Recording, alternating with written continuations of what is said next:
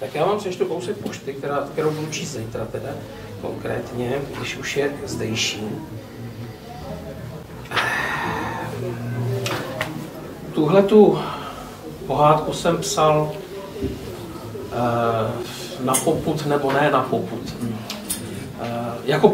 Jako poctu organizaci, se kterou spolupracuji už 20 let.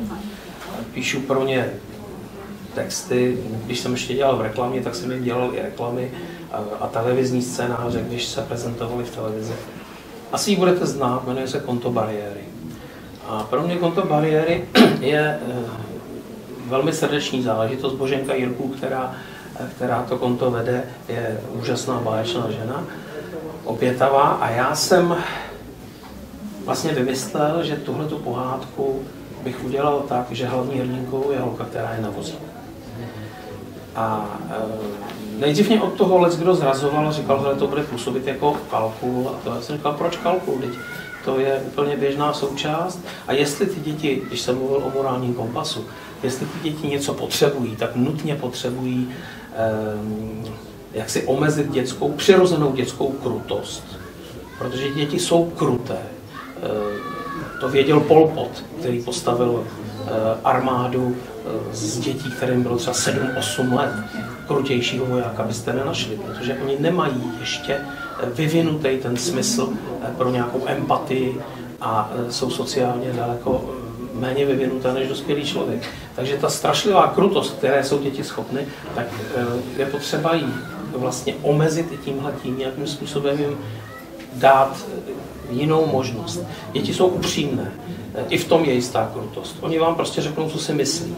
Vy jako dospělý člověk budete vždycky přemýšlet, jak to zabalit, jak to možná říct citlivě, nebo jak to třeba vůbec neříct. Ale děti to, co je napadne, řeknou. A to může být někdy hrozně krutý vůči těm, kteří jsou handicapovaní. A jakkoliv, nebo jiný jakkoliv, protože jinakost je známo, je zejména v dětském kolektivu hřích, který se neodpouští. A tak já jsem to udělal takhle, takže dívenka na kolečkovém křesle se tedy dostává určitým způsobem, o kterém teď nebudu mluvit, se dostává do země za zrcadlem, neboť zrcadlo, jak známo, je prastarý způsob cestování. Je to vlastně portál někam jinam. To věděl Lewis Carroll, který o Alence, respektive Alici, napsal vlastně 2 zásadní příběhy.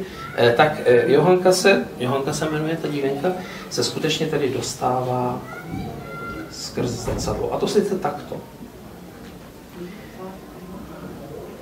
Víc ale Johanka neslyšela. Roztočila vozík a přitom odříkala. Osetoč kola do obručí zrcadla, osetoč kola do země se propadla, osetoč kola do čarovná věta, osetoč kola do nakonec světa. A pak se zastavila přesně na tom místě, kde se zastavit měla. Zatmělo se jí před očima, ale jen na docela malou chvilku. A ona si všimla, že zrcadlo je teď za ní a před ní mlha.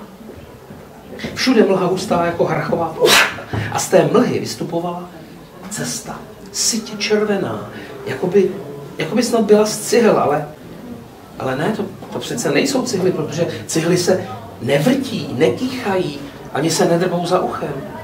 Johanka teď jela někam do mlhy, po zádech tisíců karmazínků, kteří, jakmile je přejela, rychle se zvedli a spěchali kamsi do mlhy.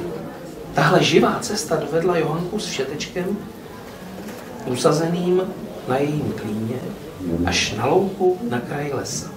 Na konci té louky stál dům. Všechno kolem něj bylo zahalené v mlze, jen ten dům ne, ten naopak zářil. Ale ne světly v oknech. Ta byla tmavá, spíš jako by byl celý postavený ze světla. Vítej na konci světa, Johanko, rozmáchl se rukou všeteček. Tohle je pošta, o které jsem ti vyprávěl. Pošta na konci světa. Takže tohle je ta 10. pohádka, která ale není poslední. To je úplný závěr toho, co tady povídám. Protože já bych to prostě nedokázal. Začíná advent a já bych neměl novou pohádku. No tak vyšla knížka, dobře. Je tam 10 pohádek důvod, proč ta knížka vyšla, je, protože jsem konečně překonal Karla Čapka, ten měl jenom 9 pohádek. Tak jsem si říkal, že už by to tedy za to stálo.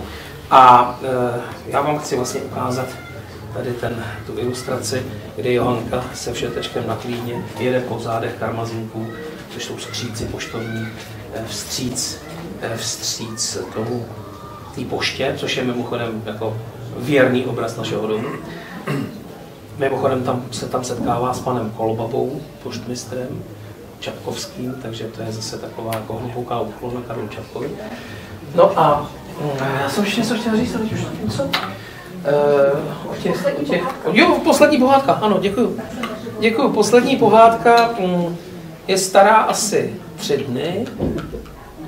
Marně jsem čekal na sichravo mlhy a ošklivé počasí. Marně jsem čekal na Martina na bílém koni, protože to mě vždycky dostane do té nálady. Tak jsem si musel večer zhasnout a rozsvítit si svíčky a pak to teprve šlo. A ta poslední pohádka, ta nová pohádka se jmenuje O čertu, který neuměl být zlý. A taky se týká jedné adventní tradice, kterou dokonce máme společnou se Sasy a i z Horní Lužicí, tedy s lužickými Srby, což je nádherný a patří to sem. Takže jak vidíte, já už z toho nevybřednu, tady z toho regionu, a jsem tomu strašně rád, protože člověk prostě někam patří. Úplný závěr, citát z velmi významné lokální spisovatelky a historičky Nataši Belisové. Člověk je jako strom. Větve můžou dosahovat třeba až přes oceán, ale kořeny má pořád jen na jednom místě.